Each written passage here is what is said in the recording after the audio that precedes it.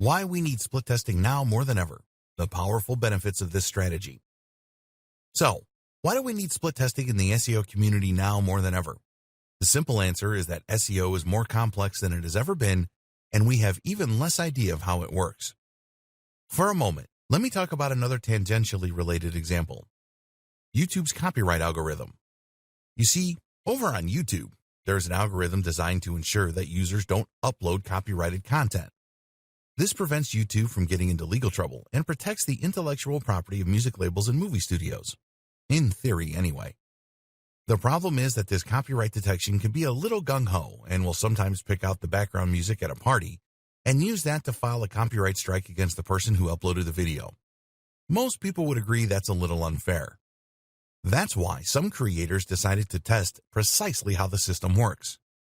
They did this by uploading hundreds of versions of the same song, versions that had been modulated up or down a semitone, versions that had been transposed down an octave, versions played background, versions played quietly, versions played only for short clips. Doing all of this allowed them to test the limits of the system and then to provide the wider community with useful rules on how to avoid being penalized. They discovered that if less than 10 seconds of content matched, then the person who uploaded the video would likely be fine. And this allowed for a whole host of fair use practices. SEO is just the same. Google is constantly changing its algorithms, moving the goalposts, and going back on what it has said. One minute, it's a good idea to get as many links as possible. The next moment, that's the worst thing you can do. Right now, Google is making a big push toward a more AI-driven service. It wants the user to speak to Google using natural language and to receive carefully curated responses drawn from the web. That is far more complex than simply looking for exact keyword matches, and it makes our job as SEOs that much harder. That's why using A/B tests to identify precisely what works and what doesn't is such an important move. Then there's the fact that this is so multivariate. For example, it might be that Google would prefer you to use a number of headers in your content with keywords in a perfect world. But what happens if you then add those headers in, only to find that this actually drives away your visitors? That alone is useful information you could garner from a split test.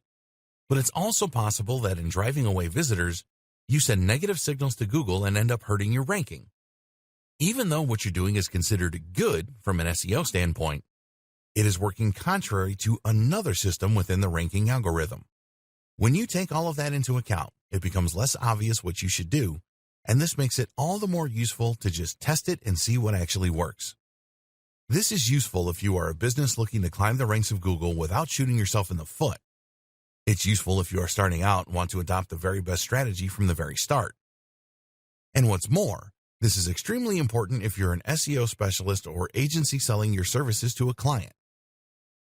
At a time when nothing is certain in the world of SEO, explaining to a customer why you think they should adopt a certain strategy or employ a particular technique is difficult.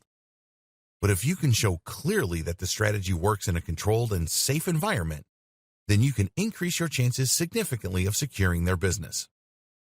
Why split testing is the perfect business strategy. In many ways, split testing is the perfect business strategy. If that sounds hyperbolic, then hear me out for a moment. How can any business strategy truly be perfect, you ask? The answer is that when employed correctly, split testing will literally evolve your site to the point where it thrives, avoiding all the bad mistakes that you might have otherwise made along the way. So, let's say you start out with a fairly average site that is performing very averagely in the SERPs. Using split testing, you might decide to start using more H1 tags with keywords in, or you might choose to start using images a little more. This causes a bump in your position. You then decide to test some design changes to your site. Doing so convinces you that you should be using a slightly less busy and more modern layout. You therefore switch to a new theme for your WordPress site that looks great. Bit by bit, you adopt more decisions to help to hone your site into the perfectly optimized design for Google, and slowly but surely, it climbs the ranks. You can't make a bad decision because you see those mistakes coming a mile off. And if you keep tweaking, you keep on improving. In this way, split testing is the best way to evolve your site and is the closest thing to a perfect strategy there is.